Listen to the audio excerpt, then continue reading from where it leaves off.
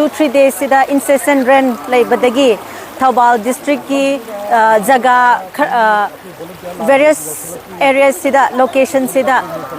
ising bridge tawraga overflow tawbasu leire bridge tawbasu leire aduna Yumlak family kharase affect tawre adubu district administration also local organization local clubs and various organization mayamna talk to na kanna honari adu hozik se affected family singidi temporary relief shelter se hangaga leihalani aduga moigi district administration side dagi piba yaba material sing commodity singdi ekoina arrange tawzari and for the further asigi tawgadabase district administration side dagi su and with other department ekoi plan tawzari asi miyam se and with the help of all local clubs asise ekoina kanna honazari